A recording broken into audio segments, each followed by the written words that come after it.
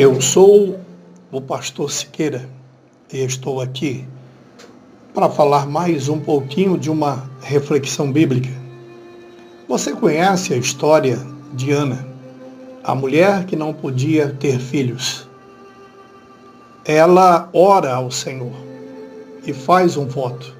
Se ela tivesse um filho, ela daria para que o Senhor cuidasse lá na igreja com o profeta Eli.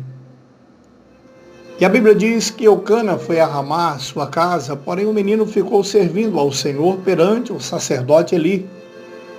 Eram, porém, os filhos de Eli, filhos de Belial, não conheciam ao Senhor.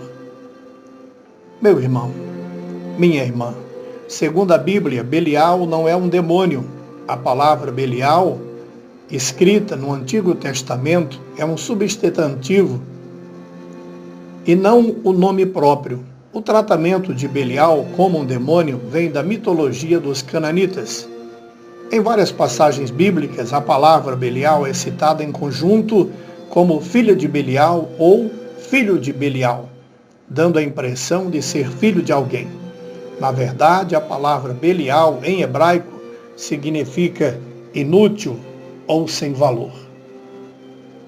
Eles tinham um costume muito feio.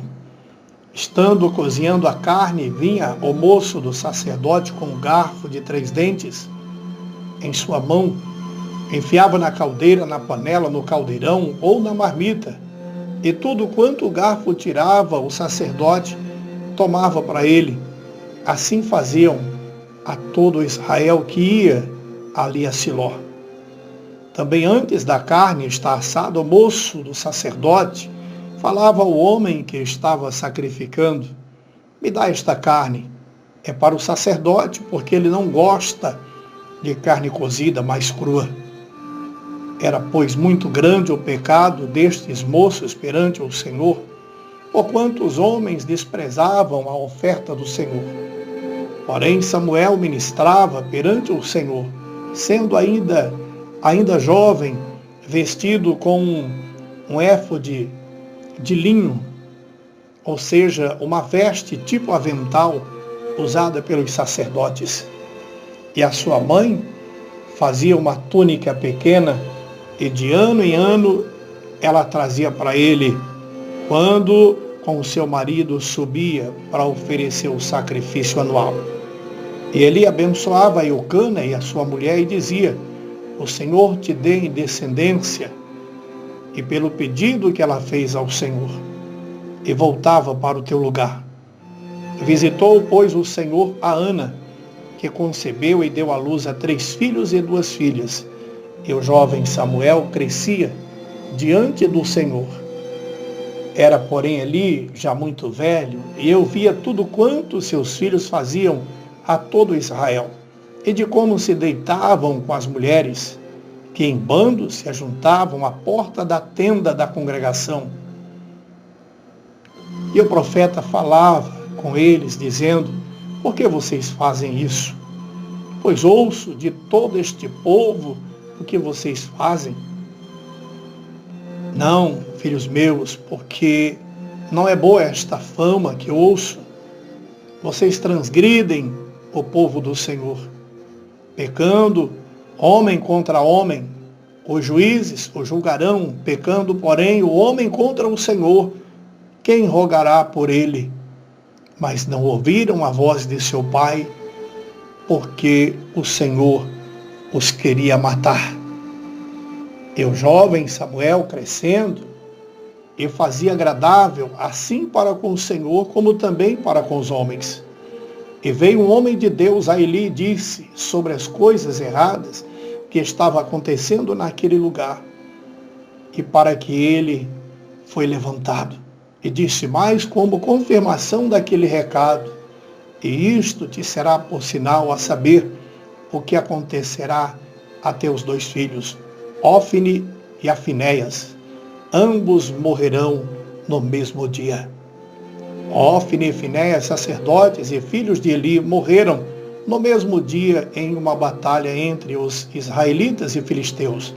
A morte deles não foi apenas por um ato errado naquele dia, e sim a consequência de uma série de pecados graves contra o Senhor.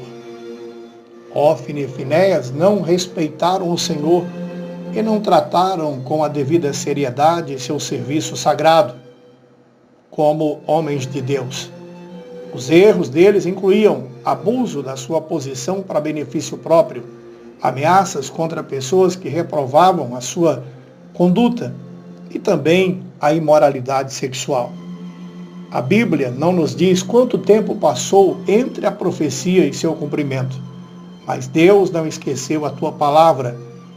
É pouco provável que Hófni e Finéias pensaram nessa profecia de morte quando atenderam ao pedido dos anciãos de Israel e acompanharam a arca da aliança de Siló até o acampamento do exército em Benézer. Talvez até imaginassem estar fazendo uma coisa boa para ajudar o teu povo e até glorificar o Senhor. Deus não estava com os guerreiros de Israel, e muito menos com Hófni e Finéias. A decisão de levar a arca serviu para colocar os dois em um local de perigo. Israel travou a batalha contra os filisteus e sofreu uma derrota total. Hófni e Finéias morreram naquele mesmo dia. A tristeza não se limitou à morte desses sacerdotes corruptos. A tragédia maior foi a perca da arca. Os filisteus capturaram o imóvel mais sagrado do povo. E um soldado chegou a Eli, o pai de Hófni e Finéias, e entregou as notícias em 3 partes. Primeiro, Israel perdeu a batalha. Segundo, os filhos de Eli morreram. E em terceiro, a arca de Deus foi tomada. Não foi a morte dos filhos, e sim a perda da arca que provocou uma reação fatal ao sacerdote idoso. Eli, ainda no mesmo dia, a mulher de Finéias, ouviu as notícias e entrou no trabalho de parto, morrendo. A 4ª pessoa da mesma família a falecer naquele dia. Eli foi o sumo sacerdote no tempo da juventude do profeta Samuel. Além do sacerdócio, Eli também serviu como um juiz de Israel por 40 anos. A história de Eli na Bíblia ficou marcada não apenas pelo seu contato com o jovem Samuel, mas principalmente pela rebeldia de seus filhos. Meu irmão, minha irmã, que diferença. Um garoto sendo educado na igreja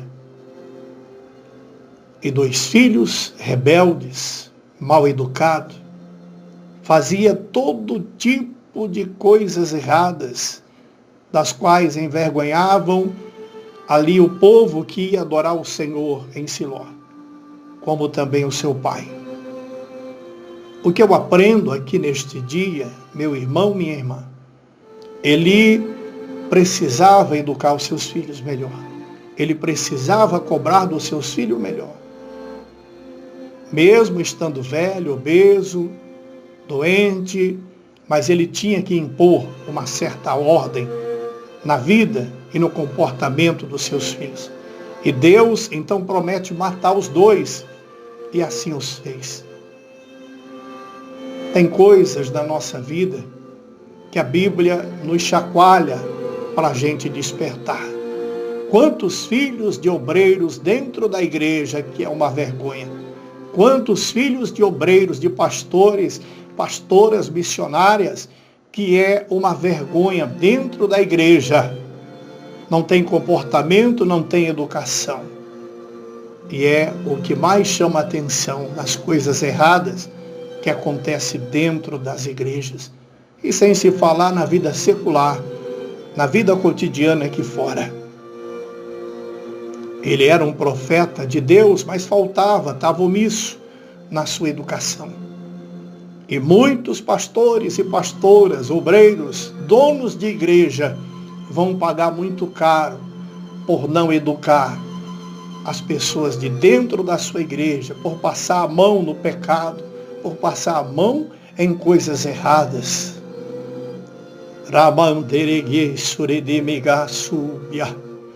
Meu irmão, minha irmã, é tempo de mudança, meu irmão.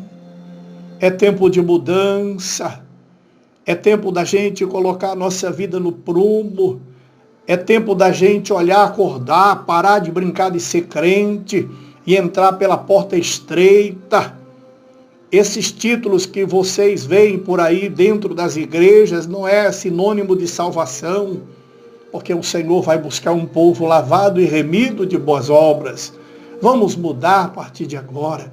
Vamos procurar ser mais reto, mais correto, mais obediente e parar de envergonhar o nome de Deus, parar de envergonhar o nome da tua igreja, parar de envergonhar até a religião do qual você serve, independente se você é católico ou crente ou você não é nada. Pior ainda, se você não é nada, porque você está em cima do muro e pode cair. Que Deus abençoe teu dia, que Deus abençoe a tua vida. Que Deus abençoe. A justiça divina não falha. Ela corrige, como ela educa, como ela açoita, mas também ela mata. Que Deus abençoe a tua vida. Que Deus abençoe a sua casa. Que Deus abençoe os teus passos. Em nome do Senhor Jesus.